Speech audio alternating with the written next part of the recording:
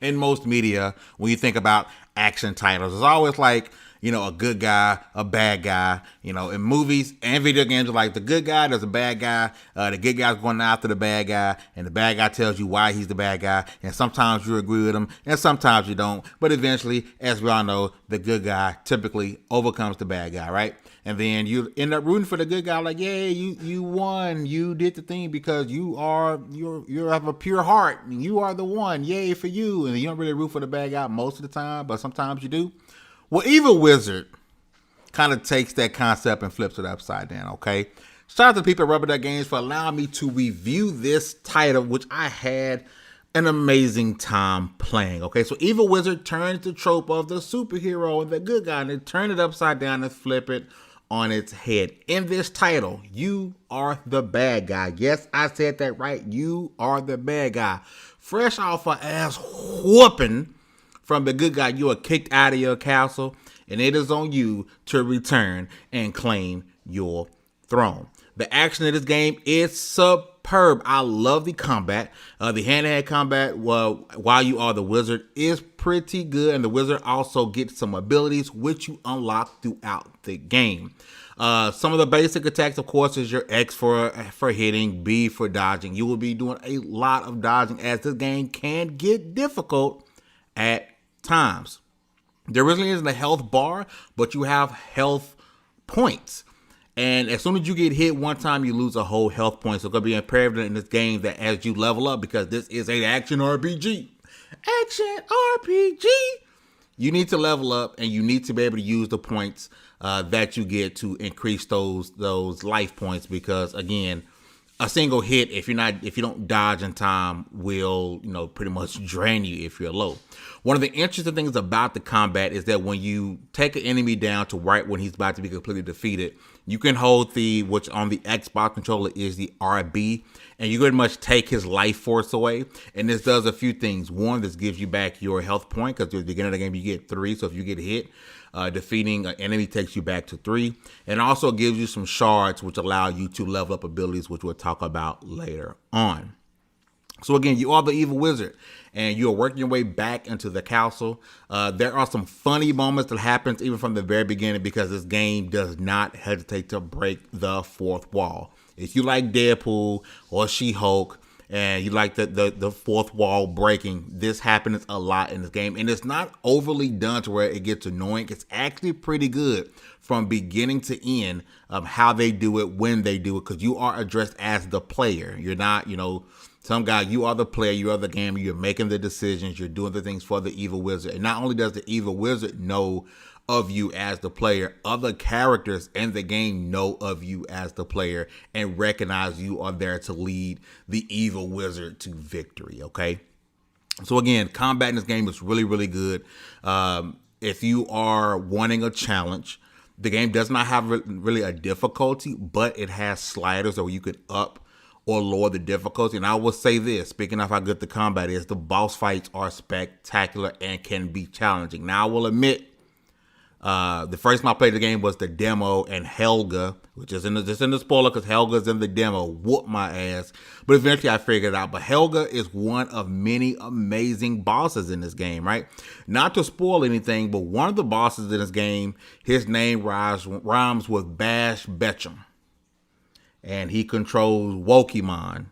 And that is one of my favorite boss fights of this game, because it is a joy. And throughout the game, pretty much every boss fight is a challenge. Every boss fight is very unique. You cannot go into the same boss fight, 2 different boss fights with the same mentality on how you're going to attack it, which abilities you're going to use. Because again, I mentioned before, there are abilities along with the hand-to-hand combat.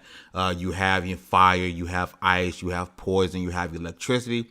And one of the cool things about this game as well is as you level up, you're able to, I don't want to spoil it, but as you level up, you are able to combine some of these abilities together, which work out pretty neat.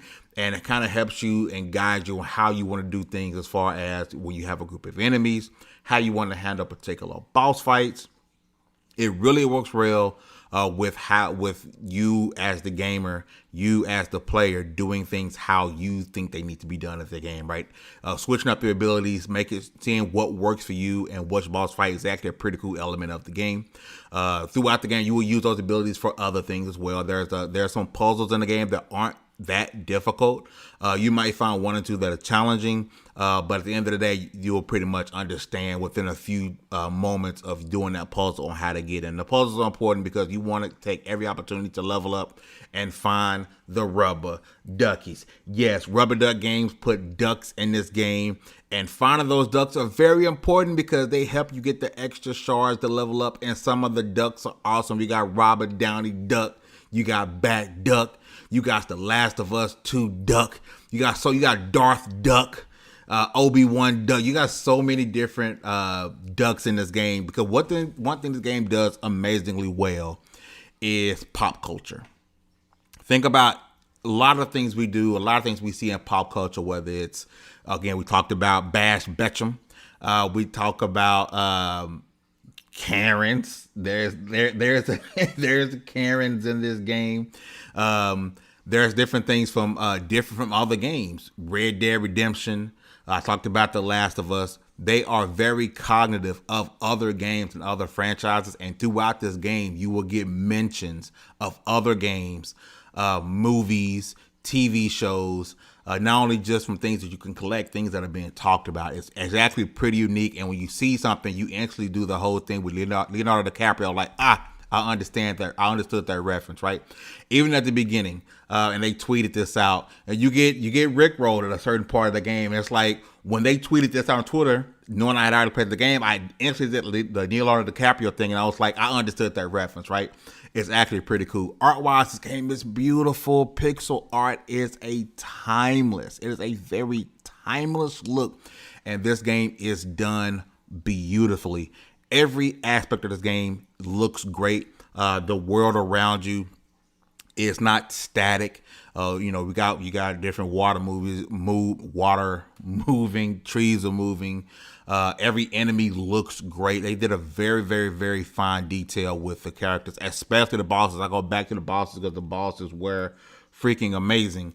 But the artwork in this game is pretty dope. Again, the story is amazing. The gameplay is top tier. The pop culture references are super dope. The sound is great. It don't seem overbearing. Most of the levels you go to, there is different music playing. There's different things for the bosses going. This game, for a lot of people, you will really enjoy this game. It is an indie title. You guys know how I feel about indie titles and the work they put in, and you can really see what Rubber Duck did.